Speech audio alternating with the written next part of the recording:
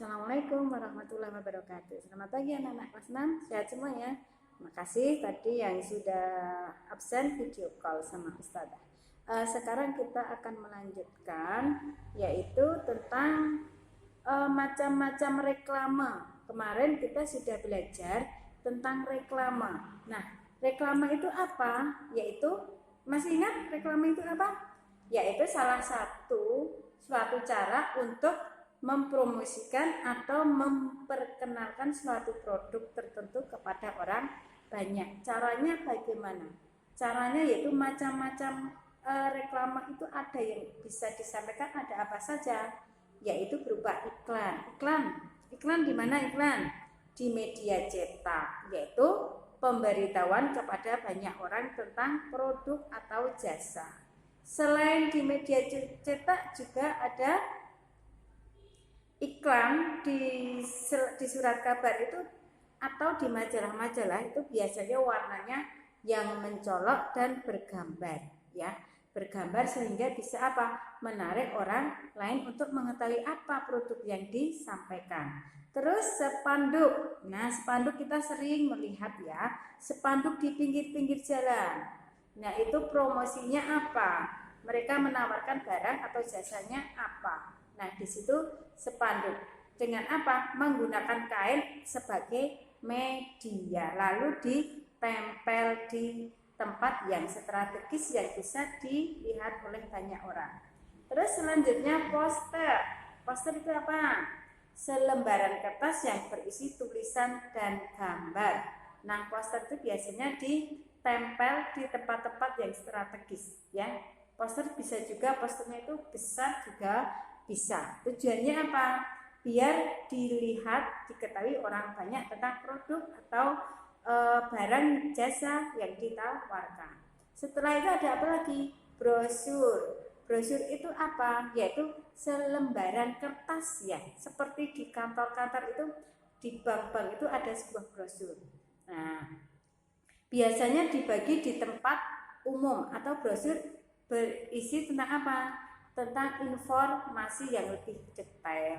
Jadi kertasnya agak kecil, tapi informasinya bisa lebih banyak dibanding dengan poster. Terus embalase. Embalase itu apa? Informasi yang biasanya terletak pada kemasan sebuah produk. Nah, informasi tersebut memuat apa saja tentang produk tersebut, informasi fungsinya, daya tariknya, dan pemberitahuan tentang hal-hal produk tersebut. Sekarang yang keenam adalah tentang apa? Baliho. Baliho adalah jenis reklame yang berukuran besar. Contohnya kalau di pinggir jalan itu biasanya ada baliho yang spanduk yang besar. Nah, di jalan antara Muntilan sampai Magelang itu banyak sekali baliho-baliho yang bertujuan untuk menawarkan produk atau jasa atau sebagai saran-saran dari pemerintah. Nah, yang terakhir adalah banner. Banner sering ditemui di depan pertokoan. Nah, di depan toko-toko itu biasanya ada tulisan.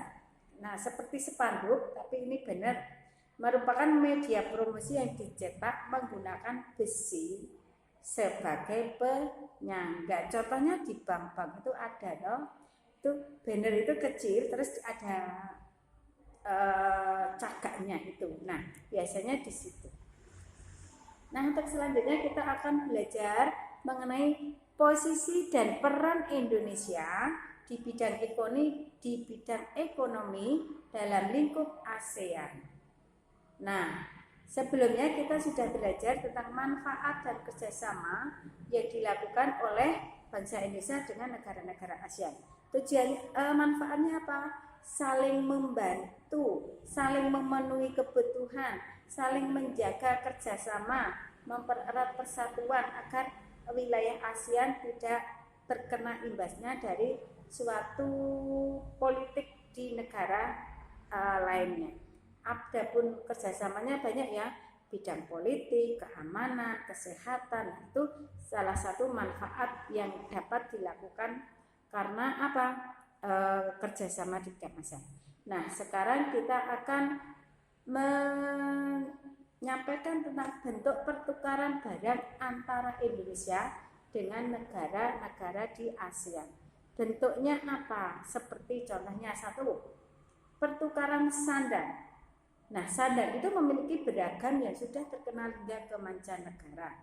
Salah satunya batik. Batik itu buatan Indonesia. Yang menjual batik-batik buatan pengrajin yang ada di Indonesia, nah itu diekspor ke luar negeri.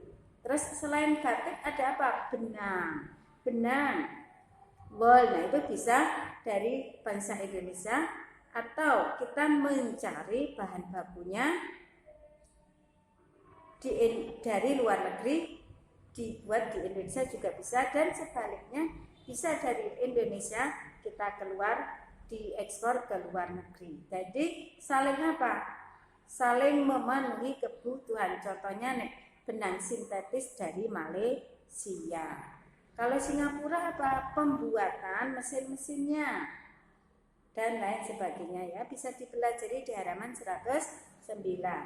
Contoh lagi pertukaran pangan. Karena misalnya kita memenuhi kebutuhan pangan kok hanya mengandalkan sumber daya alamnya yang ada di kita, karena bangsa Indonesia itu banyak sekali penduduknya, kemungkinan tidak akan mencukupi.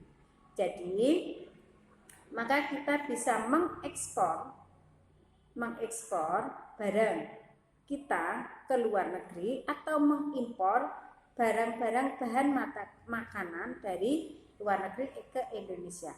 Contoh, kopi dan sayuran kita diekspor ke Malaysia.